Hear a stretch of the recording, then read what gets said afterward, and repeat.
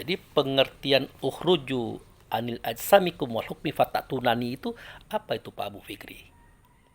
Apakah benar keluarlah kamu dari batang tubuhmu dan hukumku?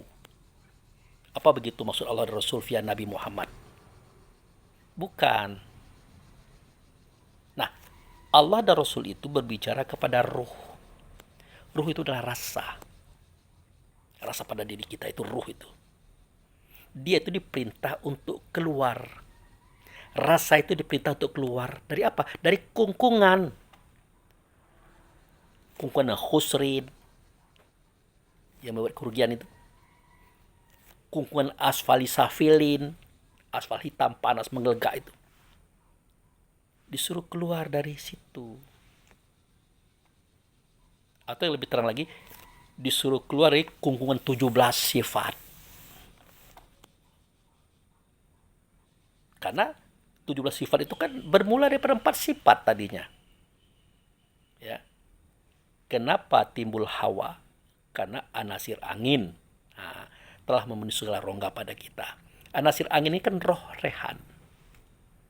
Roh rehan itu rasa yang memunculkan sifat pantang kelintasan. Tidak mau lihat orang sukses, orang lebih, timbul iri dengkinya itu. Itu kan rasa itu. Mengapa timbul nafsu? Karena anasir air telah menjadi urat benak tulang pada kita. Maka timbul nafsu. Anasir air itu siapa? Roh rahmani. Roh rahmani itu juga rasa. Rasa apa? Pantang kerendahan, maunya tinggi saja. Maunya hebat saja. Makanya asal dia hebat, keren. Mau ngambil, mau mencuri.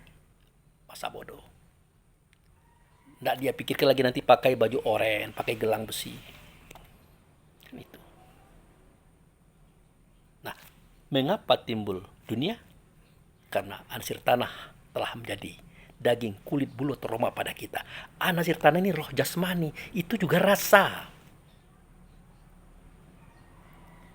Mengapa timbul setan? Karena anasir api telah menjadi darah pada kita. Anasir api itulah roh idafi. Itu juga rasa. Nah, rasa yang 4 ini kalau disatukan akan memunculkan 10 rasa. Rasa ajib, ria, takabur, iri, dengki, hasud, fitnah, tabak, loba, dan sombong. Semua itu adalah rasa. Rasa ajib, rasa ria, rasa takabur, sampai ke rasa sombong. 10 tambah 4, 14, muncul 3 rasa. Benci, dendam, dan menghancurkan. Rasa benci, rasa dendam, rasa menghancurkan akan nyata dalam bentuk perbuatan real. Nah, jadi roh tadi disuruh dia keluar daripada kungkungan yang 17 rasa tadi. Caranya bagaimana? Dia harus concern kepada Allah dan Rasul. Seketika itu yang 17 tidak bisa ikut. Seketika itu yang namanya rasa itu, yang 17 tadi, tidak bisa mempengaruhi. Nah, itu yang dimaksud dengan ukhruju ani ajsamikum wal hukmi fatatunani. Keluar kamu dari batang tubuhmu, daripada hukumku. Nah, bukan dari tubuh ini. Kalau tubuh ini dia keluar, langsung tidurlah kita. Karena ruh kalau keluar dia menjadikan kita tidur. Kalau kita ngantuk itu dia udah mau keluar itu. Keluar kembali kepada genggaman Tuhannya. Seperti pada surah Az-Zumar ayat 42.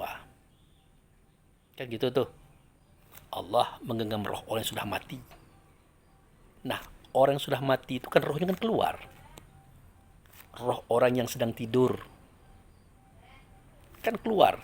Jadi roh orang mati, roh orang tidur itu satu posisinya di genggaman Allah itu. Di genggaman Tuhan. Nah, jadi kalau dia keluar ya begitu efeknya. Dia akan tertidur. Tapi kan tidak tertidur. Nah, jadi rasa itu yang harus keluar dari gunggungan atau kungkungan kurungan daripada 17 rasa yang ada di dalam tubuh. Bertemulah dengan Rasul, Rasul dengan Allah.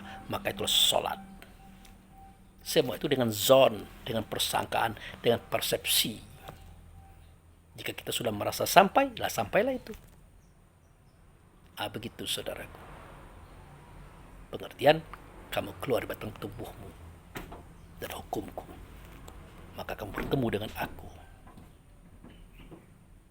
Nah, jika dia sudah keluar, sudah terlepas pada kungkungan 17 sifat tadi, artinya dia sudah keluar daripada khusrin. Dia sudah keluar daripada asfalisafilin. Dia tidak hitam lagi, dia tidak panas lagi, dia tidak menggelegak lagi, dia tidak melepuh lagi. Dia tidak panas lagi. Suaranya lemah lembut, katanya baik dan bersih. Kemudian perilakunya menyenangkan dan membahagiakan orang. Itu. Nah, adapun saudara-saudara kita yang berbaju oranye, yang bergelang besi tadi, ya mereka itu lebih dikuasai oleh an-nasir, air, nafsu, pantang kerendahan. Dia pengennya tinggi, besar, wah. Dilarang kah? Tidak. Boleh. Kita besar boleh. Kita tinggi boleh. Kita wah boleh. Asalkan sesuai dengan pendapatan, pemasukan. Kalau pendapatan kecil, pemasukan kecil, kita ingin wah, kan rugi. Akhirnya ada kesempatan untuk mendapatkan uang banyak. Menurut kita tidak akan ketahuan. Ketahuan juga direkayasa. Maka kita buat akhirnya ketahuan. Bermula dari siapa? Dari orang dekat. Walaupun dia sudah dapat, seimbang dapatnya, cukup dapatnya, iri dengkinya kan belum habis. Dia pengen lihat kita jatuh, terkapar, lunglai, terinjak-injak, terhina. Jadi hati-hati kita yang duduk di situ. Pokoknya setiap larangan Allah dan Rasul itu jangan dibuat, jangan diciptakan. Walaupun kata orang, wah dia tuh tertangkap tuh karena dia tidak adil dengan teman-temannya. Dia dapat banyak, temannya dapat sedikit. Tidak, saudaraku. Walaupun bagi rata, bagi rasa sama misalnya, iri dengki itu tidak pernah hilang. Itu yang menyebabkan mereka itu saling bisik-bisik, lapor-lapor, kata-kata. Akhirnya terjebak. Kenapa seperti itu? Yaitu hukuman bagi mereka yang melanggar aturan Allah dan Rasul. Lebih baik lurus-lurus saja. Baik-baik saja. Tidak usah kesana kesini. Apa yang Allah berikan terima. Yang belum sabar. Bercita-cita boleh, berharap boleh. Tapi jangan terlalu tinggi. Nanti takutnya tidak bisa kita merealisasikan karena kemampuan kita belum sampai ke sana. Tapi kami pengen lebih dari itu Pak Bu. Boleh berdoa saja. Mudah-mudahan Allah perkenankan. Karena bertemu kehendak Allah dengan kehendak kita, maka semua itu diperkenankan.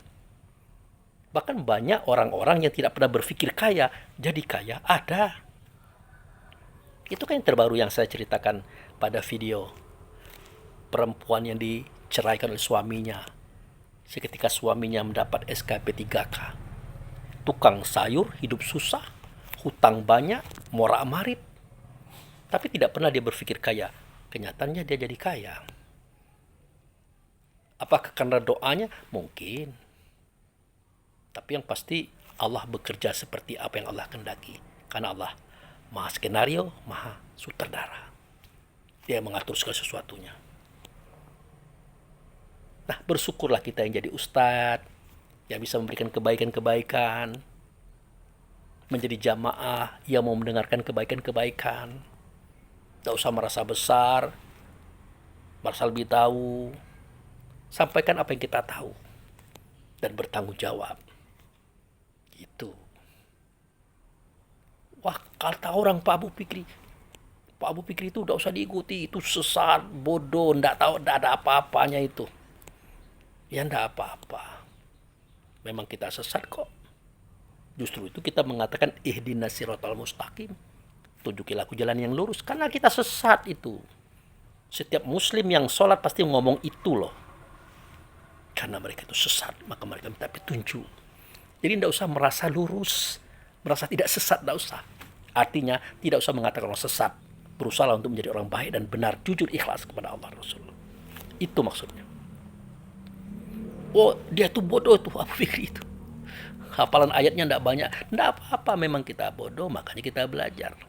Kalau kita sudah tidak bodoh lagi, ya tidak mau belajar lagi kita. Jadi kita belajar. Karena ilmu Allah itu sangat luas, sangat dalam, sangat jauh, dan sangat tinggi. Gitu. Oh, aku pikir itu nggak jelas orangnya itu. Ya memang tak jelas. Makanya kita ingin kejelasan. Ingin fakta dalam kajian kita. Dalam hidup kita. Makanya Islam itu tidak boleh omon-omon lagi. Kita ingin jelas. Justru Islam itu kan banyak omon-omon. Wah, kamu kalau baik masuk surga. Kalau jahat masuk neraka. Mana dia surganya? Mana dia nerakanya? Adakah kita ketahui hari ini nyatanya dia? Ada enggak? Ternyata tidak ada yang nyata. Bagaimana seseorang itu bisa meyakini sesuatu yang tidak nyata? Tidak bisa. Kita jangan bohong. Wah, aku bersaksi tidak ada Tuhan selain Allah. Muhammad Rasulullah. Pertanyaannya, di mana kita menyaksikan Allah? Kapan dan bagaimana Allah kita saksikan? Itu omon-omon semua itu. Makanya kita bongkar rahasia ketuhanan, rahasia kerasulan. Supaya real adanya, nyata adanya, namanya fardu ain. Supaya kita paham bahwa Allah itu adalah nama. Nama siapa? Nama daripada Tuhan.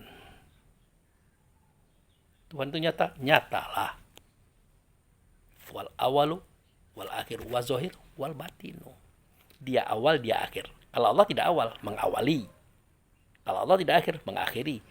Kalau Allah tidak zohir, menzohirkan. Menzohirkan siapa? Menzohirkan yang batin. Sehingga nyata dianya.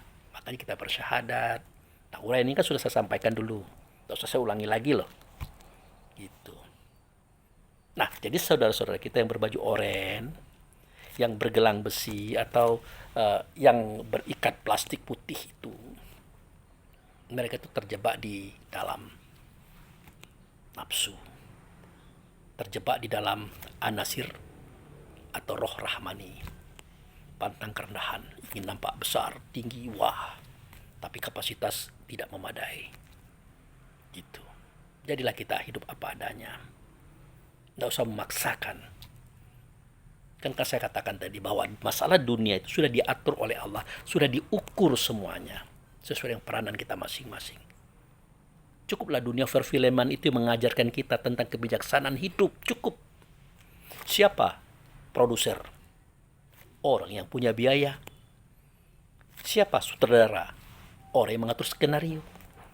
Dan peranan itu tidak akan sama setiap orangnya di dalam film. Beda-beda. Kapasitasnya pun beda-beda, kapasitasnya pun berbeda-beda. Memang begitulah hidup dalam dunia sandiwara. Tidak usah dipaksakan. Kalau dipaksakan rusaklah film, rusaklah sandiwara, rusaklah kehidupan ini. Itu saudara. Nah itulah kenapa kalau masalah dunia Allah atur kapasitas dan ukuran-ukuran materi yang kita miliki itu Allah atur sesuai dengan peranan. Cara pengaturannya dari setelan akal. Jadi dari akal itu Allah setel itu. Nanti akal kan akan menumbuhkan fikir. Fikir kan menumbuhkan perbuatan. Ada akal rendah, akal sedang, akal tinggi. Bukan Allah tidak adil, karena peranan-peranan tadi. Ya kalau tidak begitu, tidak jadilah hidup ini. Tidak jadilah skenario ini. Tidak jadilah sandiwara hidup ini. Kan gitu. Tidak usah jauh-jauh lah. Adam dan Hawa itu salah. Iblis itu salah. Tapi kalau kita telusuri, tidak ada yang salah. Iblis disuruh sujud kepada Adam. Dia tidak mau. Wajarlah tidak mau. Kenapa? Karena Adam terbuat dari tanah, dia terbuat dari api. Kan ditanya oleh Allah, ya iblis, katanya ya, mengapa engkau tidak mau sujud seketika aku perintah sujud kepada Adam? Dijawabnya, ya bagaimana mungkin aku bisa sujud kepada Adam? Dia tubuhnya terbuat dari tanah, aku tubuhnya terbuat dari api. Nah kalau di tanah itu kan sifatnya rakus, pantang kekurangan. Pasti dia mengganggu orang, mencuri, merampok, merampas, bahkan bisa membunuh karena kerakusannya. Aku mau jadikan khalifah? Tidak mungkin. Tapi aku dari api. Sifatku apa? Pantang, tersinggung, tidak mau kalah. Artinya aku tidak mengganggu orang, tapi jangan dikucak. Kalau dikucak, aku kejar sampai ke lubang sebut. Aku kejar. Itu dia. Makanya iblis tidak mau sujud.